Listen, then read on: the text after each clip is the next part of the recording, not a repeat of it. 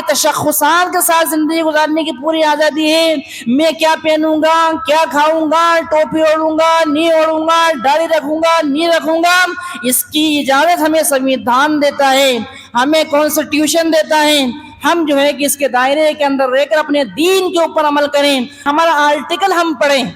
قانون کے اندر جو سنویدھان ہے، آپ دیکھیے 19 کو، آپ دیکھیے 20 کو، دیکھیے 25 کو، دیکھیے 30 کو، دیکھیے یہ جو آرٹیکل ہے آپ کو آپ کے شاعر کے ساتھ زندگی گزارنے کی پوری آزادی ہے۔ معزز سامعین کرام، آج سفر المظفر کی 2 تاریخ ہیں، اور سفر المظفر کا مہینہ اسلامی دوسرا مہینہ ہے۔ محرم الحرام کا پہلا مہینہ اور دوسرا مہینہ سفر المظفر کا مہینہ ہے۔ یہ وہ مہینہ ہے جس مہینے کو زمانے جاہلیت کے اندر لوگ منحوس سمجھا کرتے تھے، اور اس مہینے کے اندر وہ شادی بیاہ کرنا اچھا نہیں سمجھتے تھے۔ اس مہینے کے اندر وہ لوگ سفر کرنا اچھا نہیں سمجھتے تھے۔ اس مہینے کے اندر وہ جو ہے کہ بہت سارے کاموں کو کرنا اچھا نہیں سمجھا کرتے تھے۔ دوستو اور بزرگوں، یہ مہینہ فرمایا کہ انہی دوسرے مہینوں کی طرح ہے، جس طرح دوسرے مہینوں کے اندر تمام کام کیے جا سکتے ہیں، اسی طرح اس ماہ سفر کے اندر بھی کام کیے جا سکتے ہیں۔ سفر کا مہینہ فرمایا کوئی نحوست کا مہینہ نہیں ہے،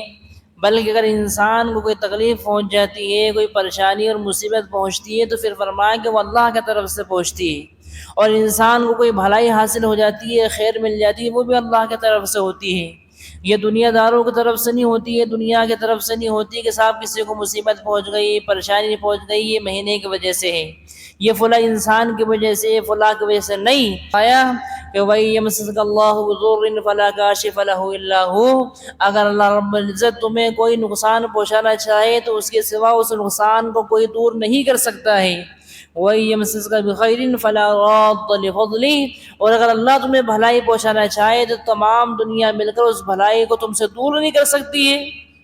یعنی بھلائی بھی اللہ رب العزت بندے کو پہنچاتا ہے، اور برائی بھی ہو جاتی ہے، کوئی شر ہو جاتا ہے تو وہ بھی بندے کے لیے اللہ کی طرف سے ہے۔ اس لیے فرمایا کہ اس مہینے کے اندر بندہ یہ سمجھے کہ شادی بیاہ کرنا صحیح نہیں ہے، کیونکہ جناب محمد رسول اللہ صلی اللہ علیہ وسلم نے جو دنیا کے اندر تمام انسانوں سے زیادہ عقل مند ہیں، ہوشیار ہیں، سمجھدار ہیں، اس ہستی نے فرمایا کہ اس مہینے کے اندر اپنے لخت جگر، نور نظر، اور فرمایا کہ چہیتی اور لاڈلی بیٹی حضرت فاطمہ الزہرا رضی اللہ تعالیٰ عنہ کا نکاح اسی مہینے کے اندر حضرت علی رضی اللہ تعالیٰ عنہ سے کیا ہے۔ اسی سفر کے مہینے کے اندر اگر سفر کے مہینے کے اندر نکاح کرنا منحوس ہوتا یا برا ہوتا تو جناب محمد رسول اللہ صلی اللہ علیہ وسلم کبھی اس مہینے کے اندر اپنی پیاری اور لاڈلی بیٹی کا نکاح نہ فرماتے۔ اس لیے میرے دوست بزرگ نکاح کے تعلق سے یہ بات، اور پھر فرمایا کہ اس مہینے کے اندر زمانے جاہلیت کے اندر لوگ سمجھتے سفر کرنا اچھی چیز نہیں ہے، حالانکہ فرمایا کہ اس مہینے کے اندر اللہ کے رسول علیہ الصلوۃ والسلام نے اسفار بھی کیے ہیں، اللہ کے رسول سفر بھی کیا کرتے تھے، کیونکہ فرمایا لا عدوى ولا طیرة ولا حامة ولا سفر،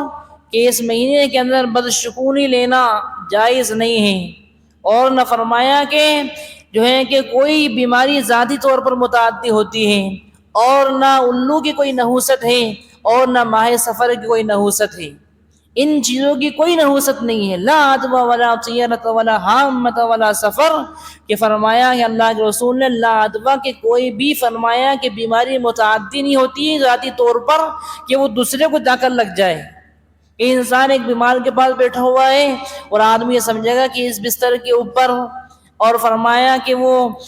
مریض لیٹا ہوا ہے، میں بیٹھ جاؤں گا تو اس کی بیماری مجھے لگ جائے گی، اس برتن کے اندر کسی مریض نے پانی پی لیا، کھانا کھا لیا، میں بھی کھا لوں گا تو مجھے کوئی بیماری لگ جائے گی یا میں بھی بیمار پڑ جاؤں گا۔ فرمایا کہ کوئی بھی بیماری ذاتی طور پر متعدی نہیں ہوتی، یعنی آگے بڑھنے والی، کسی کے لگنے والی نہیں ہوتی ہے۔ ہاں ولا حامتا ولا طیرتا، اور فرمایا کہ اس مہینے کے اندر کوئی بدشگونی نہیں لینی چاہیے بندے کو۔ بدشگونی کیا ہے کہ آج ہم بدشگونی یہ لیتے ہیں کہ صاحب ہم جا رہے تھے، ہمارے سامنے سے کالی بلی ہمارا راستہ کاٹ گئی ہے، اب ہمارا ایسا لگتا ہے کام خراب ہو جائے، ارے صاحب آج تو میں نے فلاں انسان کی صورت دیکھ لی تھی، آج میرا کام خراب ہو جائے، آدمی نئی نئی چیزوں سے بشگون لے رہا ہے کہ سب گھر کے اندر الٹی چپل پڑی ہوئی ہے، اب کوئی لڑائی جھگڑے ہونے والا ہے. حالانکہ الٹی چپل پڑی ہوئی ہے تو اس کو سیدھا کر دینا چاہیے، وہ بھی اس لیے کہ الٹی چپل اچھی نہیں لگتی ہے. چپل کے نیچے کے جانب گندگی لگی ہوئی تھی اور جب الٹی ہو جائے گی تو گندگی اوپر ہو جائے گی، اس لیے کسی کو مناسب معلوم نہیں ہوتا، اس لیے کہا جاتا ہے کہ اس کو سیدھا کر دیا جائے.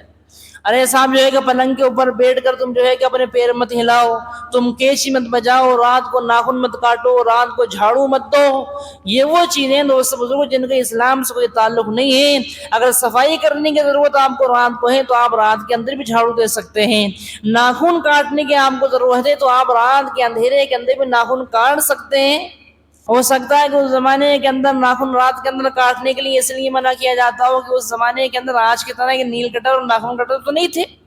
اس زمانے کے اندر کیا پتہ کس طرح کوئی کیچیوں سے کاٹتا ہوگا یا اور کوئی چیزیں ہوں گی کاٹنے کے لیے، اس سے ایسا نہ ہو جائے کہ انسان اپنے انگلیوں کو کاٹ بیٹھے. آج کل تو بڑی سہولتیں ہو گئی ہیں، اس زمانے میں اندھیرا بھی ہوا کرتا تھا، ایسا نہ ہو کہ اپنے آپ کے فائدہ پہنچانے کے چکر میں نقصان پہنچا دیں.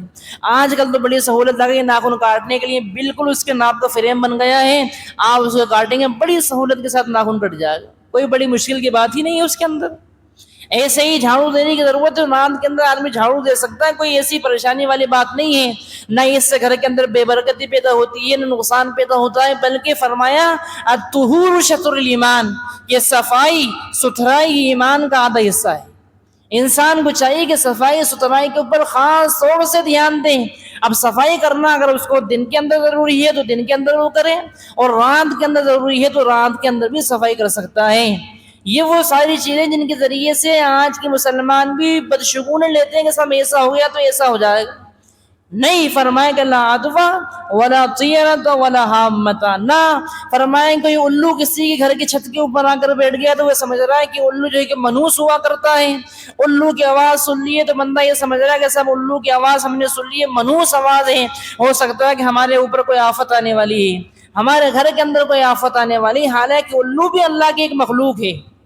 الو کو بھی اللہ نے پیدا فرمایا ہے، الو کو بھی الو اللہ نے بنایا ہے، ہم نے تو نہیں بنایا. تو الو بھی اللہ کے مخلوق ہے، اس لیے اس سے کوئی کراہیت نہیں ہونی چاہیے، اس سے کوئی نفرت نہیں ہونی چاہیے، اس سے انسان کو کوئی بدشگونی نہیں لینا چاہیے کہ الو نے آوازیں نکال دی ہیں، آواز نکالنا ہے کہ مصیبت اور پریشانی آنے والی نہیں.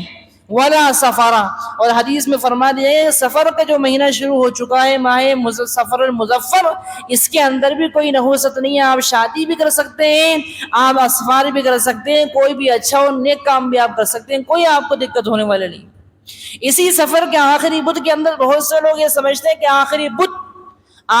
بدھ کو بناتے ہیں وہ لوگ، اور آخری بدھ کی جو ہے کہ فرمایا کہ میلے اور ٹھیلے لگائے جاتے ہیں اور لوگ جو ہے کہ تفریح کے لیے نکلتے ہیں، مرد بھی ہیں عورت بھی ہیں، مرد عورتوں کا اختلاط اس میں ہو رہا ہوتا ہے، اور فرمایا کہ ایک میلہ اور ایک جم غفیر ہوتا ہے اس کے اندر. اور لوگ یہ کہتے ہیں کہ صاحب یہ وہ بدھ ہے جس بدھ کے اندر اللہ کے رسول علیہ السلام کو بیماری سے افاقہ ہوا تھا، اور اللہ کے رسول علیہ السلام اس بدھ کے دن جو ہے کہ ٹہلنے کے لیے تفریح کے لیے نکلے تھے، اس لیے آج ہم اس بدھ کے لیے ہم بھی ٹہلنے اور تفریح کے لیے نکلتے ہیں. یہ جو آخری بدھ جو بنایا جاتا ہے، حالانکہ فرمایا کہ جب ہم تاریخ کو دیکھیں گے، جب ہم کتابوں کو دیکھیں گے تو ہمیں پتہ چلے گا کہ یہ وہ بدھ نہیں ہے جس بدھ کے اندر اللہ کے رسول علیہ السلام کو بیماری سے افاقہ ہوا تھا، بلکہ یہ وہ بدھ ہے جس بدھ سے اللہ کے رسول علیہ السلام کے مرض الوفات میں اضافہ ہوا تھا. یہ کون سا بدھ ہے؟ وہ والا بدھ ہے جس کے اندر اللہ کے رسول علیہ السلام کی مرض الوفات جو تھی اس میں اضافہ ہوا تھا. اس بدھ سے پھر اللہ کے رسول علیہ السلام کی بیماری بڑھتی چلی گئی ہے، اور فرمایا کہ پھر اللہ کے رسول علیہ السلام کے آخر میں جا کر وفات ہو گئی ہے. اس لیے ایسی کوئی بھی چیزیں ہوں، رسومات ہو، بدعات ہو، مسلمان اس کو سمجھے، اس کو سیکھے، اس کو جانے، اس کے بعد اگر وہ صحیح چیز نکلے تو عمل کرے، اور ایسی چیز نکل رہی ہے کہ جس کی کوئی ثبوت نہیں ہے، جس کا کوئی اصل نہیں ہے، تو فرمایا کہ اس کو چھوڑ دینے کی پہلی فرصت میں ضرورت ہے.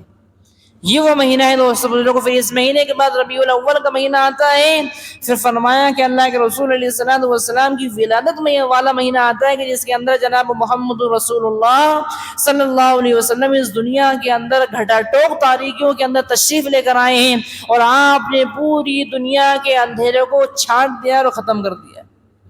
میرے دوست بزرگ، اس لیے اس مہینے کے اندر ہم نمازوں کا بھی اہتمام کریں، تلاوت کا بھی اہتمام کریں، روزوں کا بھی اہتمام کریں میرے دوست بزرگوں۔ جیسا کہ آج ہم دیکھتے ہیں کہ نماز کے اندر حالات یہ ہو رہی ہے کہ مسلمان 8 کی کھاٹ کی اور 360 کی نمازیں پڑھ رہا ہے، کہ جمعے کی پڑھ لیتا ہے، عیدین کی نماز پڑھ لیتا ہے، اور میت کی نماز وہ جنازے کی پڑھ لیتا ہے۔ لیکن آج یہ بھی کہا جائے کہ ایک مسلمان میت کی نماز بھی نہیں پڑھتا ہے، وہ دور کھڑا ہو جاتا ہے جنازے کو دیکھ کر، کہ یہ سوچتا ہے کہ دوسرے لوگ نماز پڑھ لیں گے۔ حالانکہ یہ مسئلہ میں نے آپ کے سامنے ہو سکتا ہے پہلے بھی بیان کیا ہوگا کہ جنازے کی نماز بھی دوست بزرگوں کو دوبر ہو گئی، نماز ہمیں شاید پڑھنا نہیں آتی یا پڑھنا نہیں چاہتی، کس حال کے اندر ہیں جنازے ہو رہے ہیں میرے دوست بزرگوں۔ تو فرمایا کہ جنازے کی نماز کے اندر بندہ شریک ہو۔ اب بندہ شریک نہیں ہوتا، یہ کہتا ہے کہ صاحب جو ہے کہ مجھے نماز پڑھنی نہیں آتی، اور بہت سے تو لوگ یہ کہتے ہیں صاحب میرے کپڑے ہی صحیح نہیں۔ تو پھر جب کپڑے صحیح نہیں ہے تو بندہ جنازے کے اندر کیا کر رہا ہے، میت کو کیوں کندھا دے رہا ہے؟ آدمی کو پہلے چاہیے کہ پاک اور صاف ہو جائے۔ جیسا ہے گزشتہ جمعے کے اوپر میں نے عرض کیا تھا، غسل کے فرائض جو ہیں ان کو اپنائے، اور وہ جو ہے کہ پاک صاف ہو، پھر میت کے قریب ہو، اس کو کندھا دے اور نماز جنازہ وہ پڑھے۔ اور نماز جنازے کے اندر کوئی بڑی بات نہیں ہے دوستو، صرف 2 فرض ہیں، 2 فرض ہیں جنازے کی نماز کے اندر۔ اگر بندہ ان 2 فرضوں کو ادا کر لے گا نماز ہو جائے گی، کوئی بڑی بات ہے ہی نہیں۔ پہلا فرض فرمائے قیام کرنا، کہ کھڑے ہو کر نماز پڑھنا۔ دوسرا فرض ہے 4 تکبیروں کا کہنا۔ یہ 2 فرض ہیں جنازے کی نماز کے اندر۔ پہلا فرض کھڑے ہونا، قیام کرنا، دوسرا فرض ہے فرمائے 4 تکبیروں کا کہنا۔ یہ بندہ جو کر لے گا اس کی نماز ہو جائے گی، اگرچہ اس نے اس کے اندر جو دعائیں پڑھی جاتی ہیں، جو ثنا پڑھی جاتی ہے، وہ نہیں پڑھی اس نے، تب بھی اس کی نماز ہو جائے گی، کیونکہ وہ ساری چیزیں تو سنت ہیں، مسنون ہیں، مستحب ہیں، لیکن فرائض یہ 2 ہیں۔ اب بتائیے کتنی چھوٹی سی معمولی سی بات ہے، ہو سکتا ہے کسی نے یہ مسئلہ سنا ہو، اس کے دل میں یہ بات آئی اور کاش یہ مجھے پہلے بات معلوم چل جاتی تو میں بھی نماز پڑھ رہا ہوتا۔ تو ابھی اتنی چھوٹی سی بات ہے کہ صاحب جنازے کی نماز، ابھی جیسے جمعہ ہے بہت سارے آ جاتے ہیں کہ صاحب جنازہ ہونا ہے جمعے کی نماز کے بعد کے اندر، کتنے ہی چلے جاتے ہیں، کتنے ہی جو ہے کہ بیٹھے رہتے ہیں، کچھ لوگ جو ہے کہ جنازے کی نماز پڑھ لیں۔ کیوں نہیں پڑھ لے بھائی؟ کہ صاحب مجھے اس کے اندر ثنا جو پڑھی جاتی ہے وہ یاد نہیں ہے، جو درود پڑھا جاتا ہے وہ یاد نہیں ہے، جو مغفرت کی دعا پڑھی جاتی ہے وہ یاد نہیں ہے۔ اگر اس کو یہ یاد نہیں ہے تو پہلی بات تو یہ کہ وہ سیکھنے کی فکر کریں، اور جب تک اس کو یاد نہیں ہے تب بھی وہ 2 فرض ادا کر لے گا، جنازے کی نماز اس کی ہو جائے گی۔ کھڑا ہو جائے یہ تو کر سکتا ہے، کھڑا ہو جائے یہ تو کر سکتا ہے نا۔ اور امام صاحب کریں اللہ اکبر، یہ بھی بغیر ہاتھ اٹھائے آہستہ سے کہتے اللہ اکبر 4 دفعہ کہہ دے اور پھر سلام پھیر لے، نماز ہو گئی۔ حدیث میں آتا ہے جس جنازے کی نماز کے اندر 100 تک تعداد پہنچ جاتی ہے، اللہ ایسی میت کی مغفرت فرما دیتا ہے۔ یہ تو میت کو ثواب ملتا ہے۔ اور حدیث میں آتا ہے کہ جب بندہ جب جنازے کے ساتھ جاتا ہے اور اس کی جنازے کی نماز پڑھ کر لوٹتا ہے تو اس کو 1 قنطار ثواب ملتا ہے۔ پوچھا گیا یا رسول اللہ 1 قنطار کیا ہوتا ہے؟ اللہ کے رسول نے فرمایا کہ 1 قنطار 1 احد پہاڑ کے برابر کا ثواب ہے۔ پھر جب بندہ اگر جو ہے کہ اس کے دفن کے اندر بھی شامل ہو جاتا ہے تو اللہ کے رسول نے فرمایا کہ بندہ 2 قنطار لے کر لوٹتا ہے، اور 2 قنطار کا ثواب 2 احد پہاڑ کے برابر ہے۔ اتنا بڑا اجر ہے، اتنا بڑا ثواب ہے۔ اور آج جو ہے کہ چھوٹی سی ہمیں لا علمی کی وجہ سے، معلومات نہ ہونے کی وجہ سے ضائع کر دیتے ہیں۔ اس لیے میرے دوستوں بزرگوں یہ چیزیں یاد رکھنے کی ہیں، ورنہ ایسا دن آئے گا اگر ہم نے یہ سوچا نا کہ صاحب جنازے کی نماز فرض کفایہ ہے، چند لوگ مل کر پڑھ لیں گے، سب کی طرف سے فرض ہو جائے گا، اگر یہی سوچ ہم سوچتے رہیں تو ایک دن وہ آئے گا کہ چند لوگ بھی نہیں ملیں گے پڑھنے والے، چند لوگ بھی نہیں ملیں گے پڑھنے والے۔ اور ایسا دور گزر چکا ہے امت مسلمہ کے اوپر، وہ زیادہ نہیں، آج سے فرمائے کہ 100-150 سال پہلے دلی کے حالات یہ ہو گئے تھے، جب امام نہیں ہے، کوئی عالم نہیں ہے، کوئی حافظ نہیں ہے، تو ایک آدمی اپنے باپ کے جنازے کی نماز پڑھانے کے لیے وہ نکلتا تھا، کسی کو ڈھونڈتا تھا کہ کوئی میرے باپ کی نماز جنازہ پڑھا دے۔ 3 دن تک جنازہ گھر میں پڑا رہتا تھا، لیکن کوئی جنازے کی نماز پڑھانے والا نہیں ملتا تھا، بغیر نماز جنازے کے دفنا دیا جاتا تھا، بغیر نماز کی قبر کے اندر ڈال دیا جاتا تھا کہ اب کوئی مل ہی نہیں رہا ہے، پڑھنے والا ہی نہیں ہے اب کوئی۔ آج ہم اس بات کی کیوں فکر نہیں کر رہے؟ بچوں کے لیے باپ کی ذمہ داری ہے، اور جو بچے خود اتنے سمجھدار ہو چکے ہیں جو دنیا کی تو فکر کر رہے ہیں کہ کہاں سے مال آئے گا، کہاں سے آئے گا، کہاں سے نہیں آئے گا، کہاں سے کیسے آ سکتا ہے، ان کو یہ بھی چاہیے کہ اپنی دینداری خود فکر کرے، اگر والدین فکر نہیں کر رہے تو، کہ مجھے فرمایا کہ کیا چیزیں جاننا ضروری ہیں اور کیا چیزیں وہ ہیں جن کے بغیر نماز نہیں ہوتی، دین ادھورا رہ جاتا ہے، دین مکمل نہیں ہوتا ہے، وہ خود جانے اس بات کو۔ آج کل تو فرمایا کہ دین کو سمجھنا اور جاننا بڑا آسان ہو گیا ہے۔ آج موبائل کے ذریعے سے آدمی کوئی عالم سے رابطہ کر لے، ان سے پوچھے کہ صاحب یہ مسئلہ ہمیں بتا دیجئے، اس کے اندر یہ مسئلہ ہے، یہ صحیح ہے، ٹھیک ہے، نہیں ہے، بڑا آسان ہو گیا دین سمجھنا اور سمجھانا۔ لیکن آج بھی اگر ہم نہیں سمجھیں گے تو یہ ہماری غفلت اور لاپرواہی ہے۔ اس لیے میرے دوستوں فکر کرنے کی ضرورت ہے ہمیں کہ جنازے کی نماز کیسے ہوگی، کیسے کھڑا ہونا ہے، کتنی صفیں اس کے اندر بنائی جائیں گی، باپ کے جنازہ پڑھانے کا حقدار کون ہے، کہ باپ کا جنازہ پڑھانے کا سب سے حقدار کوئی ہے تو اس کی اولاد ہے۔ اگر اولاد کو نماز پڑھانا آتی ہے تو نماز وہ باپ کی جگہ پہ پڑھا دے، باپ کی جنازے کے اندر۔ میرے دوستوں اس میں کیا ہے، ثنا پڑھنی ہے جو ہم نماز کے اندر پڑھتے ہیں، سبحانک اللہم وبحمدک وتبارک اسمک وتعالی جدک، اس کے بعد ایک لفظ بڑھانا ہے وجل ثناؤک ولا الہ غیرک، یہ ثنا پڑھنی ہے ہمیں۔ اور درود ہمیں فرمایا کہ جنازے کا درود ہے، نہیں آتا تو ہم جو ہے کہ درود ابراہیمی نماز والا درود بھی پڑھ سکتے ہیں، ورنہ فرمایا کہ اللہم صلی علی محمد وعلی آل محمد کما صلیت وسلمت وبارکت ورحمت وترحمت علی ابراہیم وعلی آل ابراہیم انک حمید مجید، یہ درود پڑھ لیا، چھوٹا سا درود ہے۔ اور پھر ایک دعا ہے، چاہے وہ بڑی میت کی ہو، بڑی میت کے اندر چاہے وہ مرد ہو یا عورت ہو، ایک دعا ہے، اللہم اغفر لحینا ومیتنا وشاہدنا وغائبنا وصغیرنا وکبیرنا وذکرنا وانثانا، اللہم من احییتہ منا فاحیہ علی الاسلام ومن توفیتہ منا فتوفہ علی الایمان۔ یہ دعا ہے، آپ سیکھ لیں، اس کو 2 دن کے اندر یاد ہو جائے گی۔ اور اگر چھوٹی میت ہے، نابالغ میت ہے، تو بچے کے لیے ایک چھوٹی سی الگ دعا ہے اور بچی کے لیے ایک چھوٹی سی الگ دعا ہے، اس کو ہم یاد کر لیں، ختم ہے۔ یہ ایسے بیسک مسائل ہیں، موٹے موٹے مسائل ہیں جس سے امت کوری ہے، کورے کاغذ کے طرح ہے۔ امت بے بسی کے شکار بنی پڑی کہ صاحب ہمیں یہ مسائل دور نبوت کے اندر اللہ کے رسول علیہ السلام کے زمانے کے اندر فرمایا کہ فضائل والا اتنا علم عام تھا کہ لوگ جو ہے کہ فرمایا کہ فضائل کے علم جان کر مسائل کو جاننے والے بننے تھے، عمل کرنے والے بنے ہوئے تھے۔ لیکن آج ہمیں کچھ معلوم ہی نہیں ہے، آج اٹھ بندے لگ دھندے روٹی کپڑا اور مکان، اٹھ بندے لگ دھندے روٹی کپڑا اور مکان کے سوا کچھ نہیں سوچنا مسلمانوں۔ نہ فرمایا کہ ان سے دین پر چلا جا رہا ہے، نہ دنیا کے اوپر چلا جا رہا ہے، نہ دین کے رہے نہ دنیا کے رہے، نہ خدا ہی ملا نہ مثال صنم، یہ حال ہو گیا۔ نہ دین کی تعلیم دلا رہے ہیں بچے کو، نہ مدرسے پہنچا رہے ہیں، مکتب پہنچا رہے ہیں، نہ فرمایا کہ نہ ہی کوئی دنیا کی جو ہے کہ اعلیٰ تعلیم ان کو دلائی جا رہی ہے۔ ارے تعلیم دلائیں گے تو وہ تعلیم سے قومیں بنیں گی، تعلیم سے فرمایا کہ مستقبل بنے گا، تعلیم ہوگی بچوں کی زندگی کے اندر تو کہیں سے کہیں پہنچ جائیں گے، تعلیم نہیں ہوگی فرمایا کہ جہاں تھے وہیں رہ جائیں گے، اس سے بھی جو ہے کہ نچلی کار کے اندر چلے جائے گی۔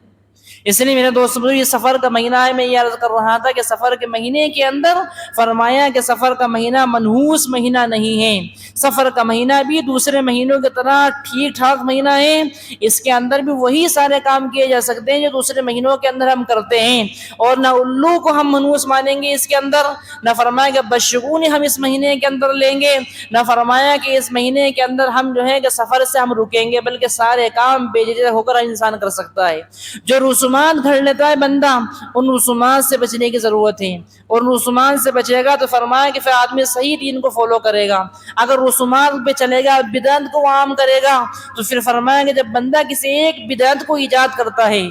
ایک بدعت کو شروع کرتا ہے، تو اللہ اس بدعت کے مقابلے کے اندر دنیا سے ایک سنت کو اٹھا لیتے ہیں، اور پھر اس سنت کو کبھی بھی قیامت تک دنیا کے اندر واپس نہیں بھیجا جاتا ہے۔ اس لیے سنت اتنی بڑی چیز ہے۔ اور پھر اللہ کے رسول نے فرمایا کہ ایسے زمانے کے اندر جب لوگ سنتوں کو جنازہ نکال رہے ہوں، اور سنتوں کے اوپر چلنے کے اوپر اور سنتوں کو اپنانے کے اندر لوگ عار محسوس کرتے ہوں، شرم محسوس کرتے ہوں، اگر کوئی بندہ ایک سنت کو زندہ کرے گا، اللہ رب العزت ایسے زمانے کے اندر سنت زندہ کرنے کی وجہ سے اس بندے کو 100 شہیدوں کا ثواب عطا فرمائے گا، 100 شہیدوں کا ثواب۔ اور وہ شہید ایسا کہ اس کا قطرہ زمین پر، خون کا قطرہ زمین پر گرنے سے پہلے اللہ نے اس کی مغفرت کر دی ہے، اور باقی قطروں کے ذریعے سے اللہ نے درجات کو بلند کر دی. یہ ثواب ہے اس گئے گزرے دور کے اندر. آج ٹوپی لگانے مسلمان کو شرم آتی ہے، آج داڑھی رکھنے کے اندر مسلمان کو شرم آتی ہے، آج کرتا پاجامہ جو سنتی جو لباس ہیں اس کو پہننے میں شرم آتی ہے، اور لوگ یہ کہہ رہے ہیں کہ صاحب جو مسلمانوں کے اوپر موب لنچنگ کی جا رہی ہے، مسلمانوں کے اوپر زیادتی کی جا رہی ہے. بہت سے عقل مند اس طرح کی آ کر بات کہتے ہیں کہ مسلمان اپنی شناخت کو چھپا دیں،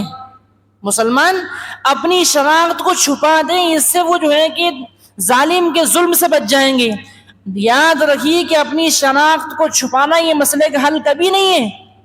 کہ ہم یہ سوچیں گے صاحب ہم ٹوپی اتار لیں گے، ہم داڑھی منڈوا دیں گے، ہم کرتا اتار کے پھینک دیں گے، ہم پورا اپنا جو ہے کہ حلیہ یہود و نصارہ والا بنا دیں گے تو ہم بچ جائیں گے. یہ ہم پہ حالات نہیں آئیں گے. میرے دوست بزرگوں کو جب حالات آتے ہیں نا تو کسی سے کے نہیں آتے ہیں. جب فرمایا کہ جب کسی طبقے کے ذہن کے اندر جو ہے گندگی بیٹھ جائے اور نفرت بیٹھ جاتی ہے دوست بزرگوں کو، تو پھر وہ حالات آتے ہی آتے ہیں. اس لیے جو لوگ سوشل میڈیا کے اوپر کسی کو یہ مشورہ دے رہے ہیں مسلمانوں کو کہ صاحب وہ جو ہے کہ اپنی شناخت چھپا لیں، یعنی آپ یہ کہنا چاہتے ہیں کہ مسلمان ٹوپی نہ لگائے، یہ کہنا چاہتے ہیں کہ مسلمان داڑھی نہ رکھیں، یہ کہنا چاہتے ہیں کہ مسلمان فرمائے کہ سنت لباس کو نہ اپنائیں، یہ آپ کی غلط فہمی ہے اور خام خیالی ہے، اور تمام مسلمانوں کو یہ سمجھنے کی ضرورت ہے. فرمایا کہ اپنی شناخت کو چھپانا کسی ایسے حالت کے اندر کہ صاحب ہم یہ سمجھے کہ یار ہمارے ساتھ یہ ہو جائے، وہ ہمارے ساتھ یہ کر دے گا، وہ یہ کر دے گا، وہ اس بات کی ہمیں اجازت نہیں دیتا، کوئی اجازت دیتا ہو نہیں دیتا. عزت سے جیے تو جی لیں گے ورنہ جام شہادت پی لیں گے. ہمارا آرٹیکل ہم پڑھیں، قانون کے اندر جو سنویدھان ہے آپ دیکھیے، 19 کو آپ دیکھیے، 20 کو دیکھیے، 25 کو دیکھیے، 30 کو دیکھیے. یہ جو آرٹیکل ہے آپ کو آپ کے شاعر کے ساتھ زندگی گزارنے کی پوری آزادی ہے، آپ کے تشخصات کے ساتھ زندگی گزارنے کی پوری آزادی ہے. میں کیا پہنوں گا، کیا کھاؤں گا، ٹوپی اوڑھوں گا، نہیں اوڑھوں گا، داڑھی رکھوں گا، نہیں رکھوں گا، اس کی اجازت ہمیں سنویدھان دیتا ہے، ہمیں کانسٹیٹیوشن دیتا ہے. ہم جو ہے کہ اس کے دائرے کے اندر رہ کر اپنے دین کے اوپر عمل کریں، ورنہ فرمایا کہ وہی مرغے والی مثال ہوگی. یا تو فرمایا کہ میں اپنے دین کے نام پر جان قربان کر دیتا، ورنہ فرمایا کہ آج میں بے بسی کے اندر اس انڈے کے نام قربان نہ ہوتا. یہ ایک لمبی ایک تھوڑی کہانی جو پہلے سنائی تھی، آئندہ جمعے کے اوپر پھر میں آپ کو سناؤں گا. اس لیے میرے دوستوں بزرگوں، مسلمان پورے اپنے تشخصات کے ساتھ اور شاعر کے ساتھ زندگی گزاریں. اس کے بعد کوئی حال آ جاتے ہیں تو اللہ جو ہے کہ ہمارا وکیل ہے، حسبنا اللہ و نعم الوکیل.